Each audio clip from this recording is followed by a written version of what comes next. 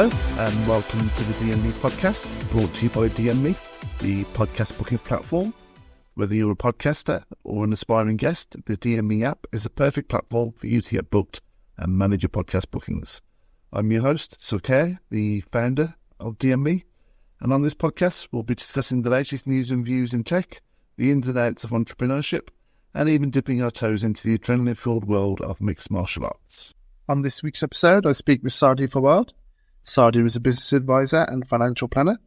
We speak about her early career working as an analyst for some of the largest financial institutions in the Middle East. We speak about some of the challenges of being a woman in a male-dominated environment and how to eventually gain their respect. We also discuss career breaks, motherhood, to eventually going independent. If you're a new or established business owner, you could definitely benefit from Sadia's insights. And if you need help with your own modelling, Sadia's contact info is available in the show notes. So please enjoy Sadia Fawad. Sadia Fawad, welcome to the DME podcast. Thanks for coming. Thank you for having me. It's a pleasure. Yeah, so I wanted to invite you on because obviously we've worked together on DME and I valued your experience when it came to business modelling and planning. So I thought others could benefit as well, especially in the tech space. So do you want to give us a little bit of a background into your career and how you started and how you ended up where you are today, helping businesses with their financial modelling? Sure, I would love to. So I started off my career right after doing my undergrad in banking and finance. Mm-hmm. I kicked off with as an investment analyst in a development financial institution, which are sort of like sovereign fund arms for two governments. So the one I worked with was Pakistan Kuwait investment companies. Oh, okay. So I started off there as an investment analyst, but I was young. I was hot-blooded. So pretty soon I realized being an analyst was too slow for work for me. Right. And I got an opportunity and switched over to trading and advisory roles, corporate advisory roles. So my role included doing corporate advisory for foreign exchange.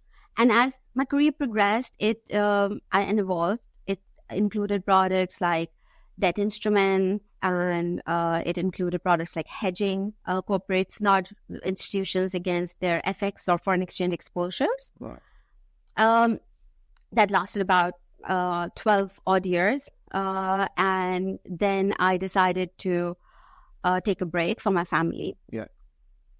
So where was this? Was this your career in the Middle East or in Pakistan? Or? Yeah, so I started off in Pakistan, but primarily my experience has been with European institutions like Barclays and Deutsche Bank. Oh, right. Okay. Yeah. So you must have been handling quite large sums of money out for people. That's true, and very known and household names of clients like Unilever and P&G and Coca-Cola. Okay. So those sort of clients have really large needs, regardless of wherever they are placed in the world.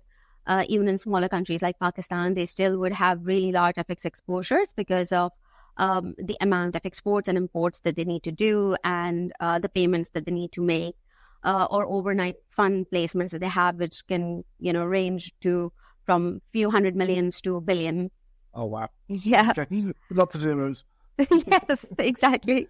So how did you find it? Because I think the stereotypical viewpoint of Middle Eastern countries and finance is quite a male-dominated industry. Obviously, you must be a young female in that industry.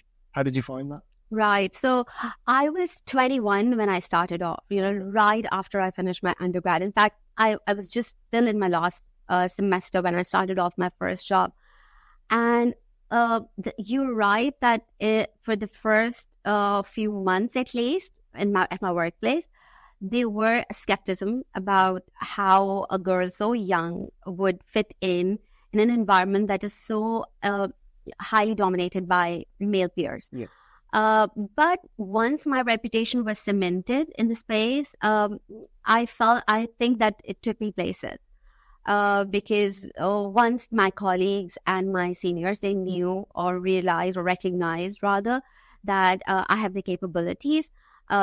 being a woman didn't really hold me back. In fact, it propelled me forward, thanks to all the diversity and inclusion campaigns. So it actually helped you then? It did. It did. But did you feel that you had to kind of work harder just to kind of gain that recognition of a male colleague with similar age and similar experience? That's true. Because the common notion is that a woman cannot put two and two together. She's not really good at mathematics. And the field of finance that I was in, you're required to do a lot of mathematics and a lot of number crunching. You need to have it on your fingertips. Yeah.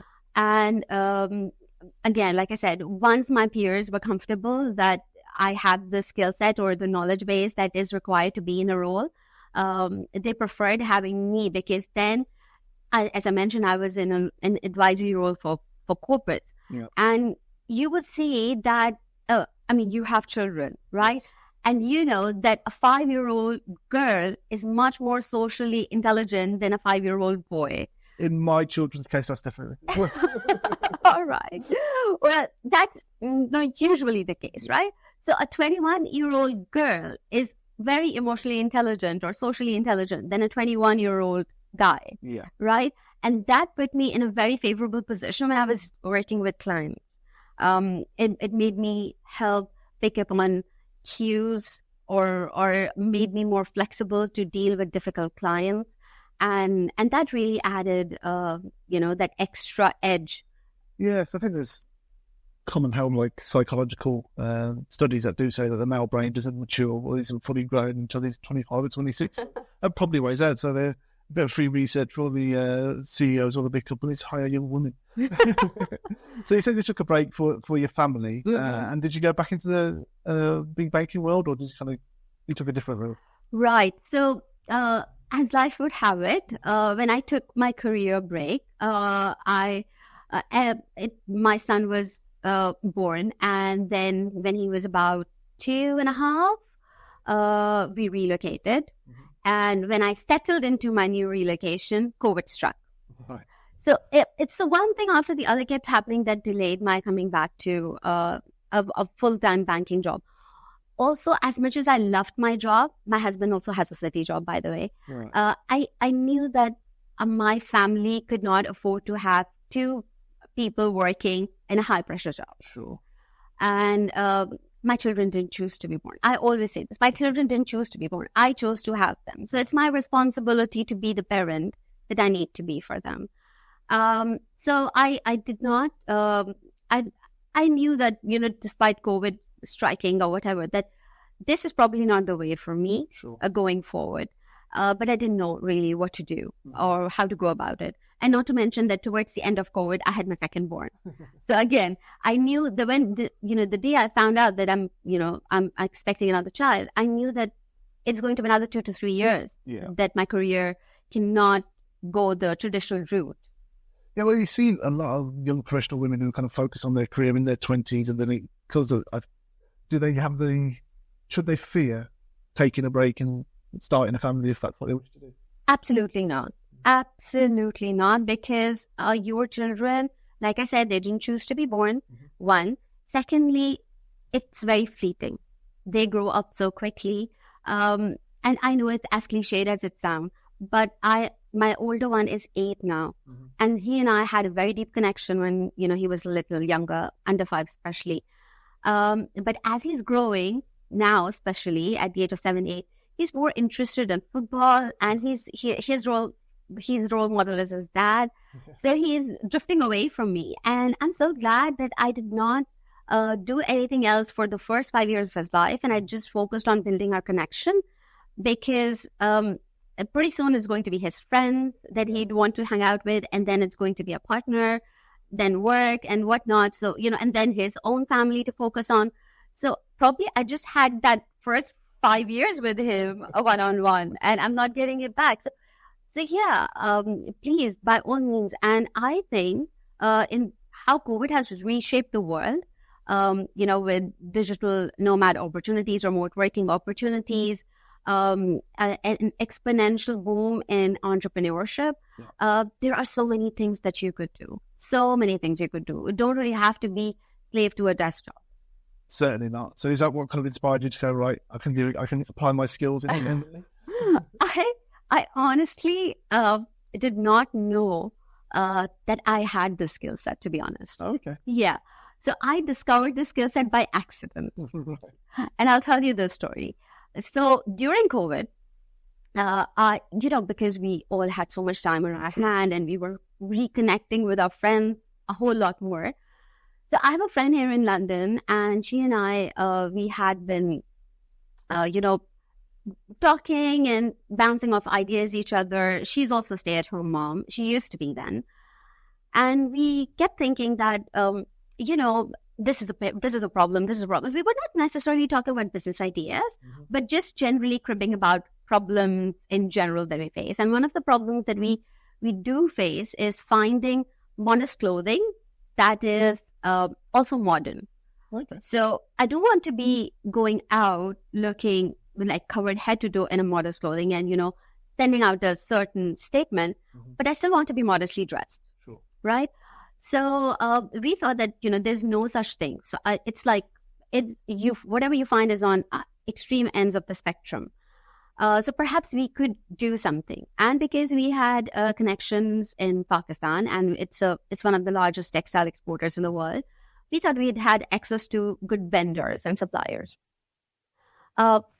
So she's more of a creative person. So she focused on, finding a vendor, creating designs and all of that. And I focused on the financial modeling and business planning part. Right. So it just started off with a simple spreadsheet and doing calculations and, sorting the numbers out and making a plan that what our growth is going to be like, who's going to be our vendor, who's going to be our customer, how we're going to go into e-commerce or retail, finding that mix and, putting that all down. Unfortunately, somewhere along the way, the plan fizzled out because of, a number of reasons that happened on both of our parts. But I discovered the skill set. Yeah. I discovered that what I knew from my experience as an institutional stakeholder, I could very well apply that to smaller businesses. Yeah. It doesn't have to be Coca-Cola's or Unilever's or P&G's of the world that who abide by those principles. Same thing could apply to smaller businesses.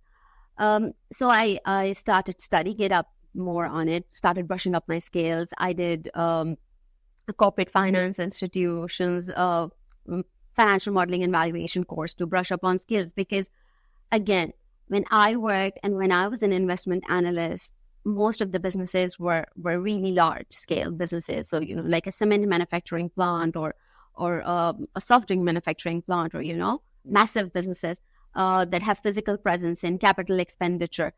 But smaller businesses are tech extensive. So they don't really have assets, but they still have very large P&Ls. And their growth trajectories are very different to what traditional businesses' growth trajectory or a brick and mortar business growth trajectory could be like. Yeah. So that was an entirely different area to study and, figure out on its own, which I did. And I'm glad I did because I think in the last 2 years, I've come a pretty long way. So what was it like when your first customer gave you your first inquiry and your first bit of business? Oh, I was ecstatic. It was a very thrilling experience. That was a very pleasant feeling, actually, that somebody, and of course, they finalized me after having a first conversation with me. And I was pretty amazed that, I believed myself. I thought I had a skill set, but somebody else also believes that I can do it.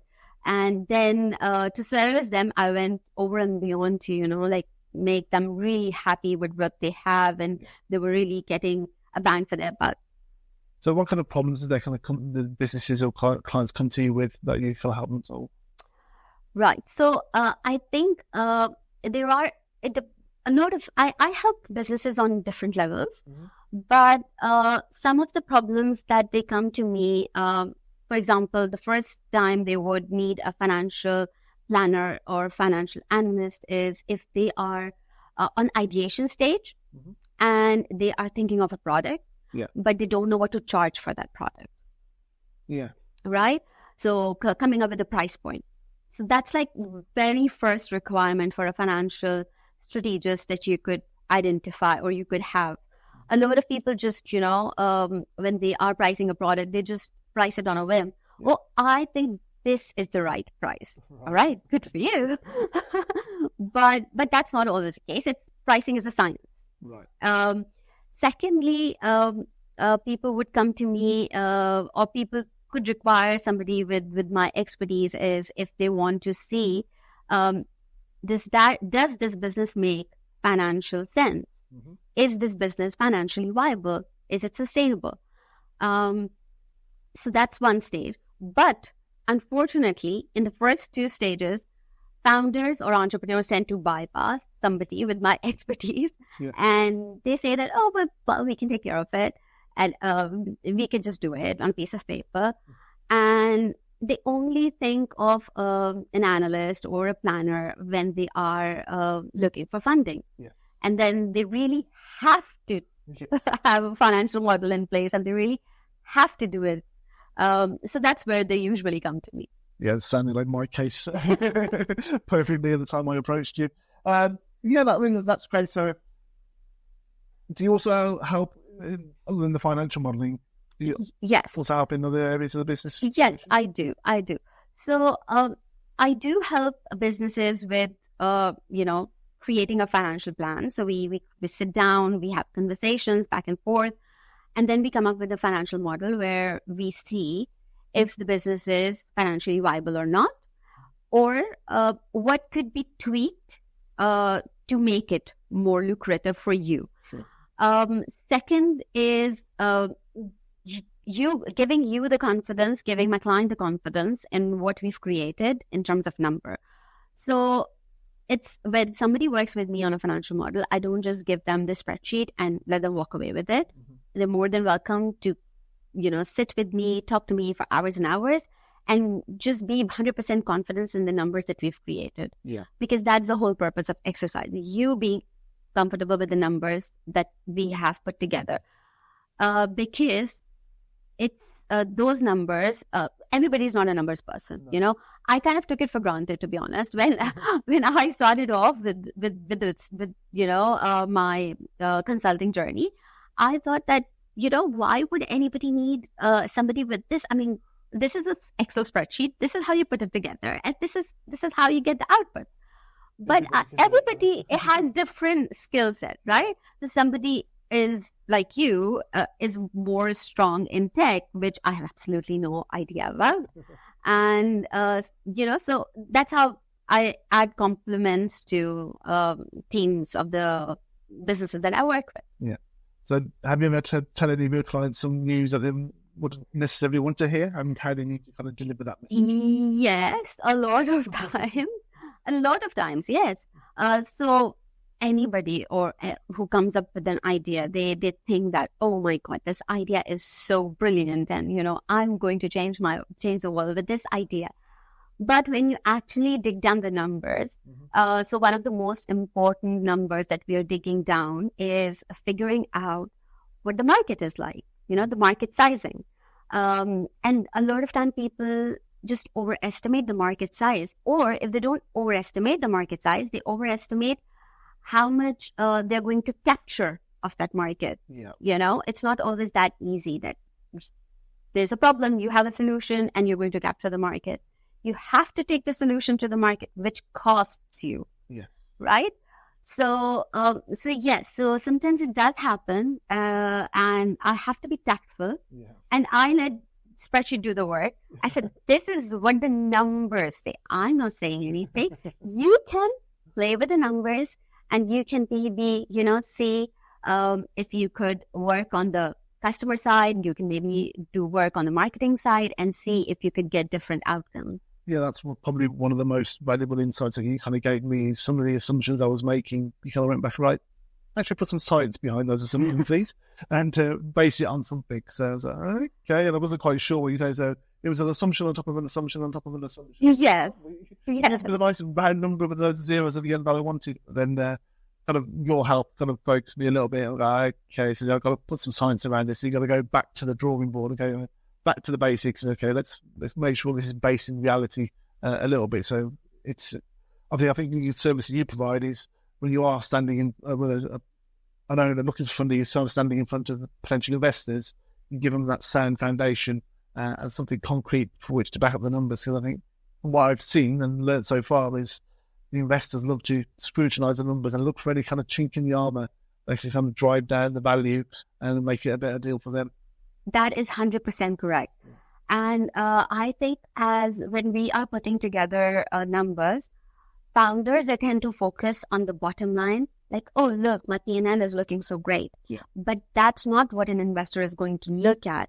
They're not going to go like top down. They're going to go bottom up. So they're going to say, okay, you came up with this revenue number or this P&L, but what are the underlying assumptions? What is driving that revenue? How are you getting those customers? Yeah.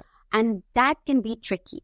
Most people, they falter when it comes to identifying how they're acquiring the customers. Yeah. And most financial modelers, they also overlook that part. So they base their entire financial modeling on what the founder is anticipating. So obviously, a founder who's built a business, he's got a very optimistic stance. And I'm not arguing that a business person shouldn't be optimistic about what they're creating.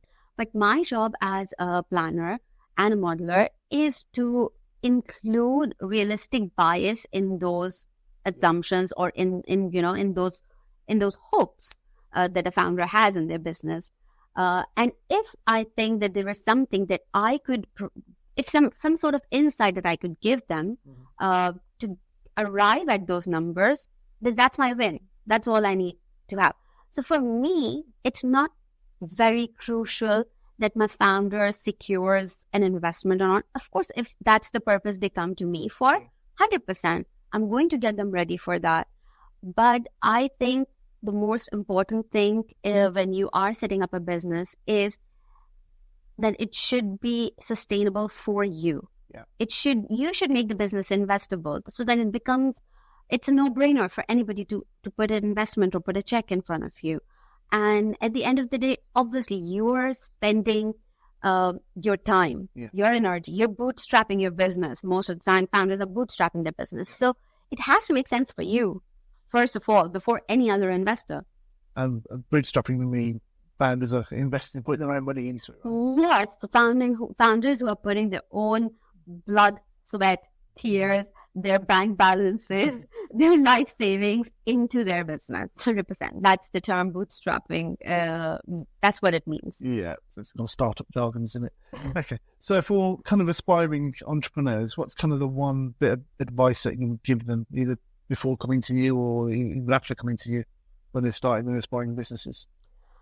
I would say that discuss your business with people with different skill sets, or surround yourself with advisors or mentors. So people are really easily accessible now through LinkedIn or other social media like Instagram as well, in areas of marketing, in areas of social media management, because that's what's going to help you reach your ideal customer. Most of these businesses or people like me who are present on LinkedIn, so most of the service providers would be happy to give you, a few free consultations to discuss what your problems are or what your idea is, or, help you through it and take on all of that free advice. You don't have to pay someone to start getting advice. Don't be afraid to have conversations. Talk to people, talk about your business, discuss your business, schedule those calls and jump on those calls and have those discussions. Awesome. And if someone wanted to get in touch with you and procure your services, how would they do that? Like I said, find me on LinkedIn. So you can find me on LinkedIn with my name, Sadia, Sadia .r.f. Awesome. Well, we'll link to your profile in the episode description. And Sadia, thank you for coming on the DME podcast. It was my absolute pleasure. Thank you so much.